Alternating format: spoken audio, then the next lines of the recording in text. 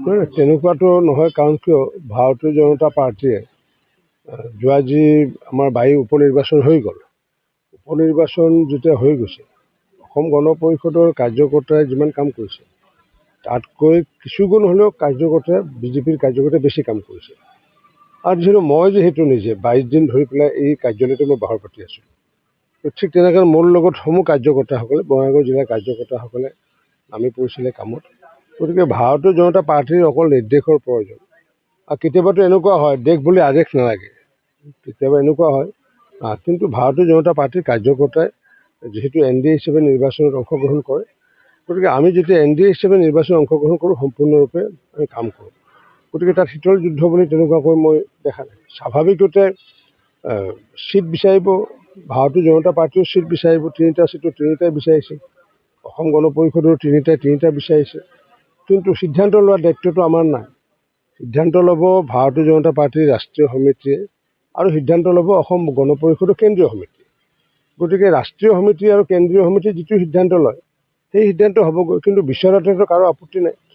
ভাৰতীয় জনতা পাৰ্টীও বিচাৰিছে, সৃজনগামো বিচাৰিছে, বঙাইগাঁৱতো বিচাৰিছে, অভয়পুৰী বিচাৰিছে, সৃজনগামো বিচাৰিব কাৰ্যকৰ্তাসকলে, কাৰণ নিৰ্বাচনত। কিন্তু এইটো নহয় যে যিটো সিদ্ধান্ত দলে দিব, যিটো সিদ্ধান্ত মিত্ৰজোঁটে দিব, সেই সিদ্ধান্ত অসম গণ পৰিষদেও মানিব আৰু ভাৰতীয় জনতা পাৰ্টীও মানিব। অভয়পুৰীত যদি অগপ প্ৰাৰ্থী দিয়ে আৰু বঙাইগাঁৱতো যদি অগপ প্ৰাৰ্থী দিয়ে, ফ্ৰেণ্ডলি মেচ হোৱাৰ কিবা সম্ভাৱনা আছে নেকি? নাই, তেনেকুৱা এইটো অসম্ভৱ। এইটো ডাইৰেক্ট মই টাণ্ডত কৈছোঁ, কাৰণ কিয় দলে যিহেতু নিৰ্বাচনত জিকাৰ কাৰণেহে নিৰ্বাচনত অংশগ্ৰহণ কৰিব, আৰু অকল জিকাৰ কাৰণে নহয়, ভালদৰে জিকাৰ কাৰণে।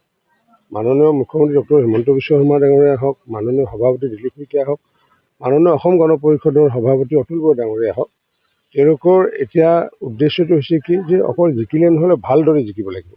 গতিকে ভালদৰে জিকিব লাগিলে শত্ৰুপক্ষকতো কোনো সুবিধা দিয়াটো উচিত নহ'ব বুলি সেইটো সকলোৱে জানে। গতিকে তেনেকুৱা ধৰণৰ কথা নাই।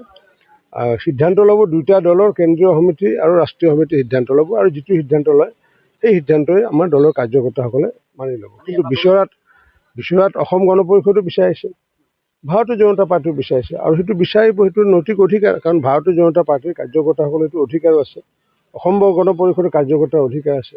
কিন্তু যিহেতু আমি ডিচিপ্লিন পাৰ্টি, যিহেতু অসম গণ পৰিষদে হওক বা বিজেপিয়ে হওক বা AGP হওক, আমি যিহেতু ডিচিপ্লিন দল, কেডাৰ বেছ যিহেতু দল, গতিকে অৱশেষত যিটো সিদ্ধান্ত লয় সেই সিদ্ধান্তটো মানি ল'ব সকলোৱে।